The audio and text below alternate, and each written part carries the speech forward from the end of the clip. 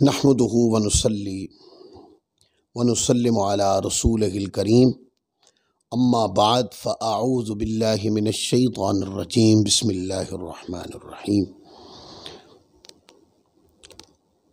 अल्लाह रब्बुल इज़्ज़त का शुक्र है कि हम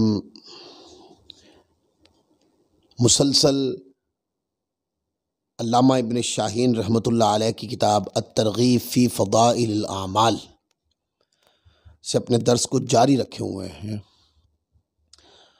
पिछला दर्स हमने हदीस नंबर 44 के ऊपर इख्तिताम किया था, नमाज की फजीलत के हवाले से, और आखिर में हमने बताया था कि वो नमाज क़यामत वाले दिन सबसे पहले नमाज का सवाल होगा। अगर वो नमाजें दुरुस्त हुई तो अल्लाह का करम शमूल हाल होगा, और अगर इसी में कमी हुई तो बंदा खसारे में होगा। आगे इसी मजमून पर, नमाज की फजीलत पर, हदीस नंबर 45 अल्लामा इब्न शाहीन रहमतुल्लाह अलैह लाए। हज़रत अबू सईद खुदरी रदियल्लाहु ताला अन्हो से फरमाया, आका अलैहिस्सलाम ने कि ईमान की निशानी नमाज है।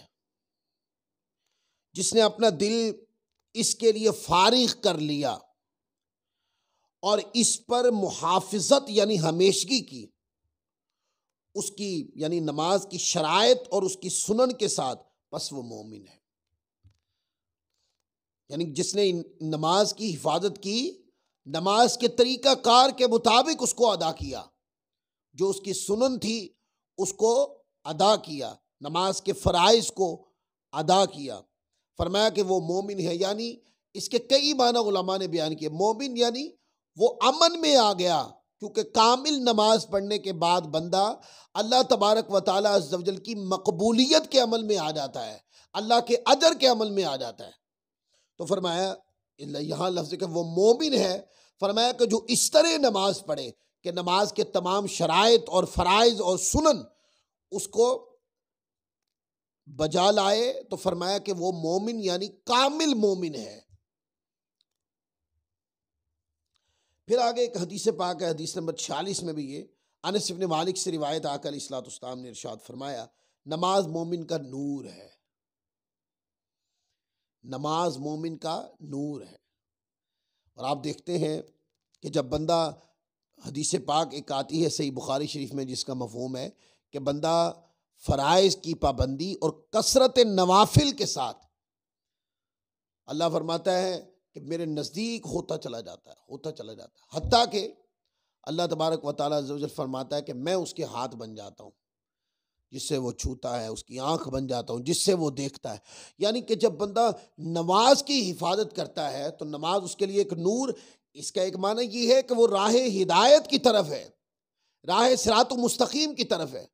और ये कि नमाज एक नूर यानी एक रूहानी नूर भी है नमाज, कि नमाज बंदे के ज़ाहिरी अमाल को जहां पाक और साफ करके, शफाफ करके, नूर और आईने की तरह साफ कर देती है। फरमाया उसी तरह नमाज बंदे की एक बातनी आंख भी खोल देती है। जो आम बंदों को हकायक नजर नहीं आते, कसरत इबादत करने वालों पे अल्लाह वो भी हकायक खोल देता है। और कसरत इबादत करने वाले चूंकि औलिया अल्लाह होते हैं और उनको कश्फ की शान और करामत भी नसीब होती है। हदीस नंबर 47 हज़रत इब्न अब्बास रज़ियल्लाहु ताला अन्हु से आका अलैहिस्सलाम ने फरमाया, नमाज अपने रब से मुनाजात, नमाजी अपने रब से मुनाजात करता है, यानी बातें करता है।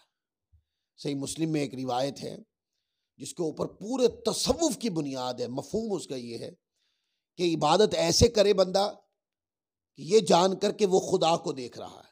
मफहूम गर्ज कर रहा हूं, वो खुदा को देख रहा है। और अगर उसका इस्तेज़ारे क़ल्बी ये ना हो तो फिर वो ये जाने कि वो नमाज के लिए खड़ा है तो खुदा तो यकीनन उसे देख रहा है। इसमें तो कोई शक ही नहीं होना चाहिए। हमारे किसी अमल को हमारे माँ बाप देखें तो हम उस अमल को बड़ा साफ सुथरा करते हैं, बड़े पाकीज़ा करते हैं। और जिस अमल को, जिस नमाज को मौला देखता हो, अल्लाह की बारगाह से तो हमारी कोई चीज़ छुपी हुई नहीं है ना। तो नमाजी को नमाज की हालत में अल्लाह तबारक व तआला अज़्ज़ व जल मुलाहजा फरमाता है। अल्लाह जानता है नमाजी को, उसकी नीयत को भी जानता है, और उसकी नमाज के अंदर खुशू खुजू को भी अल्लाह जानता है। तो जब बंदा इस नीयत के साथ खड़ा हो कि मेरा मौला जिसकी मैं नमाज पढ़ रहा हूं, वो मेरी नमाज को मुलाहजा भी फरमाता है, जानता भी है, तो उसकी नमाज में खालिसियत कैसी होनी चाहिए।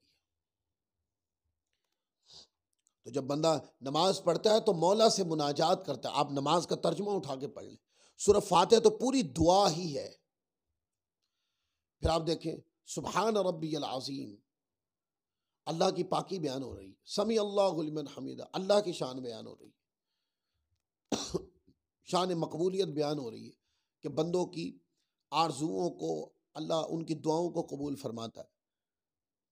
बंदा कभी सुभान रब्बियल अज़ीम कहता है, सुभान रब्बियल आला कभी कहता है। ये क्या है? बंदा अल्लाह तबारक व तआला का जिक्र करता है उसकी बारगाह में, और फिर अत्तहियातु लिल्लाहि वस्सलावात बिछ जाता है बंदा आजिज़ी के अंदर। तो नमाज अल्लाह की बारगाह में मुनाजात करने, मांगने का एक तरीका है, पेश होने का एक तरीका है। आम दरबारी जब बादशाह के दरबार में आता है तो कितने कानून फॉलो करता है, वो कितनी तहजीबों को फॉलो करता है, कितने मुअद्दब अंदाज में आता है। उसको पता है कि अगर ये मैंने ना किया तो बादशाह मेरी गर्दन उड़ा देगा। एक सवाल है उन लोगों से, और जो बादशाहों का बादशाह है, जो बादशाहों का भी खालिक व मालिक है, जो बादशाहों को भी पैदा करने वाला है, और जिसकी बादशाहत कभी खत्म ही नहीं होगी, वो मेरे मौला, वो खुदा, वो अल्लाह अज़्ज़ व जल, जब उसकी बारगाह में बंदा नमाज की हालत में पेश हो तो उसके ऊपर अदब का किस तरह का गलबा होना चाहिए, उसके लफ्जों में आजिज़ी का तनासुब किस तरह का होना चाहिए, उसके किरदार में, उसके अंदाज में आजिज़ी की भी फनाइयत होनी चाहिए, अदबियत की भी फनाइयत होनी चाहिए। उसका दिल हो, बातिन हो या जाहिर, वो झुका होना चाहिए, एक रत्ती भर भी दिखावा नहीं होना चाहिए। बादशाह के कानून को, दुनियावी बादशाह के कानून को कोई फॉलो ना करे तो गर्दन उड़ा दी जाती। ये मेरे मौला का करम नहीं कि नमाजी नमाज पढ़े और नाकिस पढ़े, अल्लाह फिर भी माफ कर, फिर मौका अता फरमाता है, ए बंदे इसको कामिल कर लो। बंदा फिर नाकिस पढ़ता है, अल्लाह फिर मौका अता फरमाता है, मेरे बंदे इसको कामिल कर लो। किसी ने ये मजमून लिखा है, कभी मौका मिला तो बयान करूंगा, कि अल्लाह की अपने बंदे से मोहब्बत। हाय हाय हाय, बंदा क्या खुदा से मोहब्बत करता है दोस्तों? बंदे को तो मोहब्बत करना ही नहीं आई। मोहब्बत देखनी है तो खुदा की बंदे से देखे, करम देखे, उसके फजल देखे, उसकी रहमतें देखे। बंदा गुनाह करे, एक गुनाह अगर माँ बाप देख ले तो घर से धक्के मार के निकाल दे। बंदा करोड़ों गुनाह करता है, पर मौला बार बार मौका अता फरमाता है, ए बंदे माफी मांग ले, ए बंदे गुनाहों से माफी मांग, ए बंदे गुनाहों से तौबा कर ले। कभी बंदे को देखो, गौर करे बंदा कि खुदा ऐसी मोहब्बत करता है। तो नमाज जब आए तो नमाज तो अल्लाह ताला की बारगाह में बिछ जाने का नाम है। नमाजी जब नमाज पढ़े, अल्हम्दुलिल्लाह रब्बिल आलमीन, कभी इसका तर्जुमा तो पढ़ के देखें आप। वाकई वो तमाम जहान का रब है, वो पालने वाला है, तमाम जहान को पालता है। वो खुदा अज़्ज़ व जल, वो रहमान है, वो रहीम है।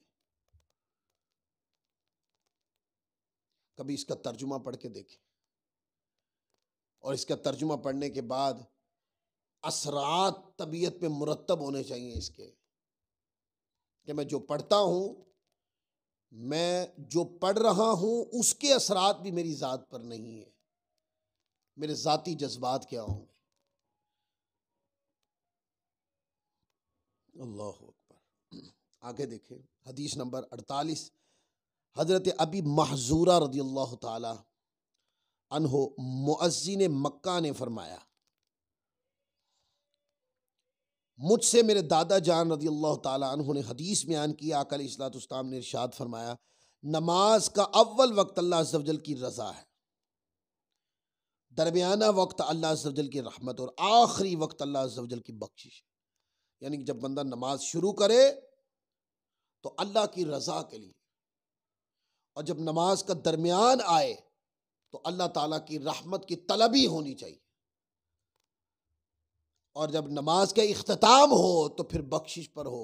यानी बंदा इन हालात से गुजरे, कभी रज़ा तलब करे, कभी रहमत तलब करे, और जब नमाज अपने इख्तिताम को पहुंचे तो तड़प के कहे, मौला इस नाकिस नमाज की वजह से ही मेरी बख्शिश फरमा, ये तेरी शयान शान नहीं है मेरे मौला,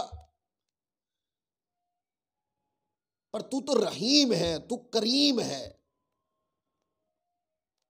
तो रऊफुर रहीम है मौला, इस नमाज को मेरे लिए वजह बख्शिश बना।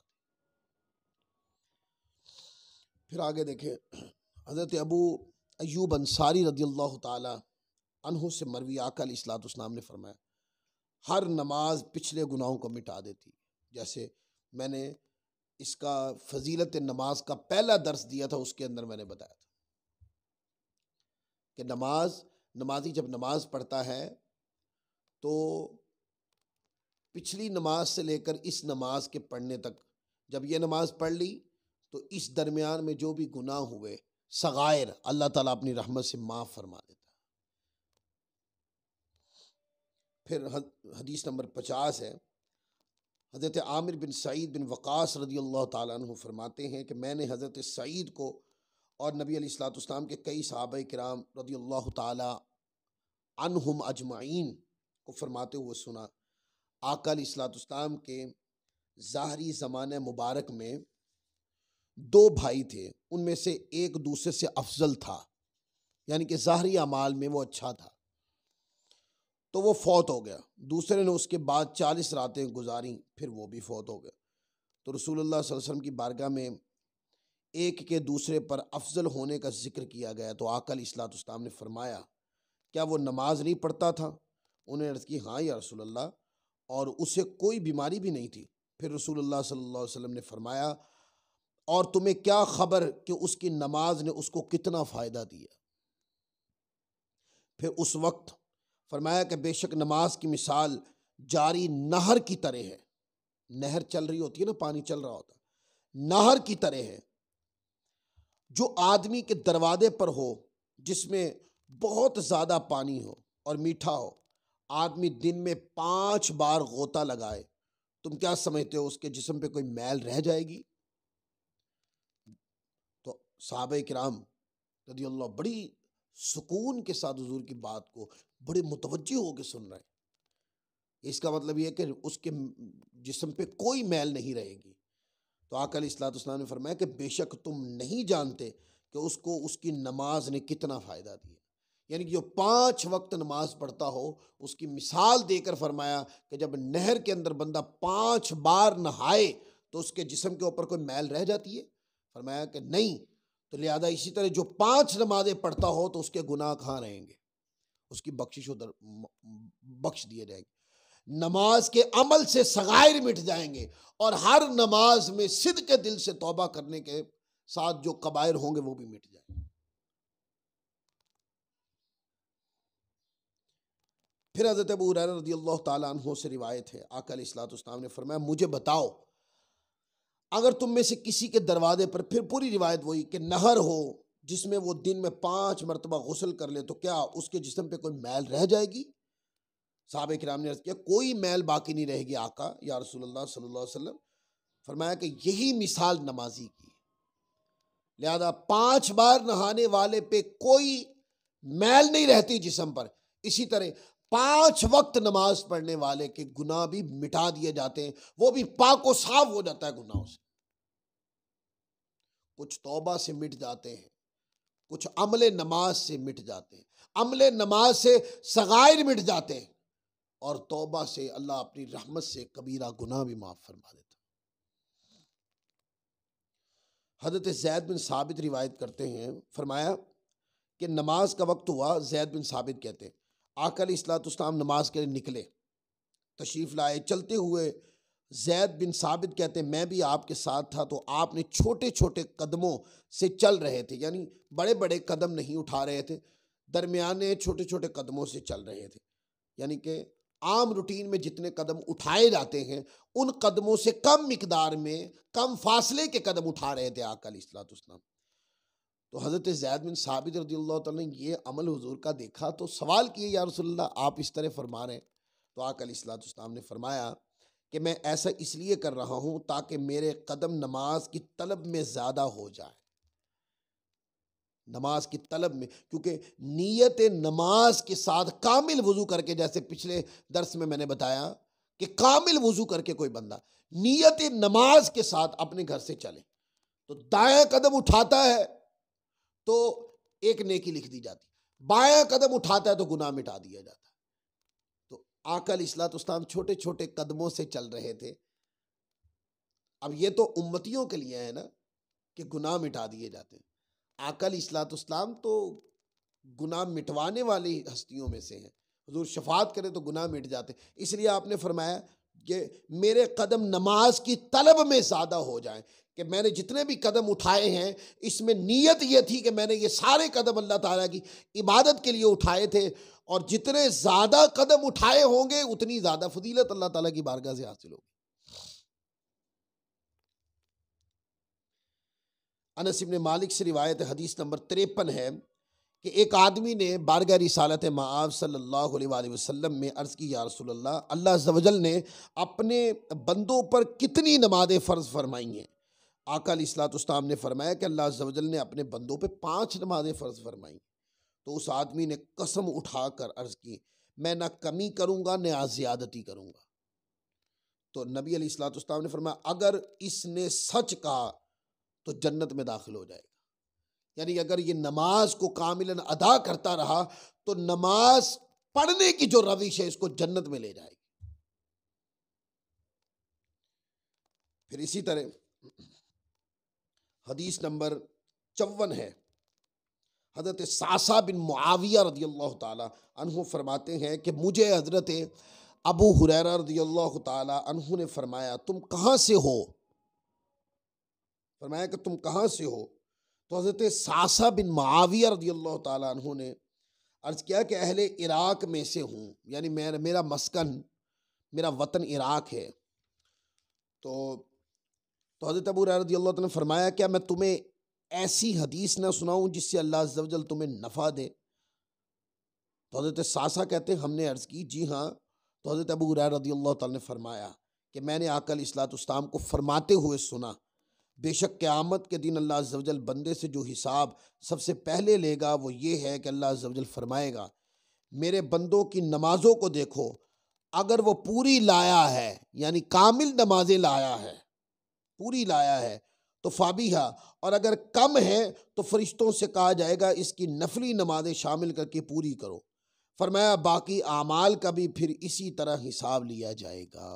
तो इससे ये पता चला कि नमाज एक ऐसी चीज़ है, क़यामत वाले दिन सबसे पहले जिन चीज़ों का सवाल होगा उनमें नमाज होगी, और नमाज कामिल और अकमल पढ़नी चाहिए।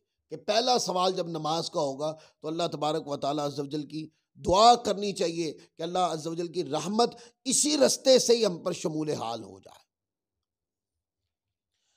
फिर हज़रत अबू ज़र गफ़ारी रज़ियल्लाहु ताला अन्हु से रिवायत है कि बेशक आका अलैहिस्सलाम ने फरमाया जब तुम में से कोई एक नमाज के लिए खड़ा होता है बस इस कदर रहमत उसकी तरफ मुतवज्जे होती है जिसको शुमार नहीं किया जा सकता। अल्लाह की इतनी रहमतें बरसती हैं, इतनी रहमतें बरसती हैं नमाजी पर, फरमाया कि वो शुमार से बाहर है।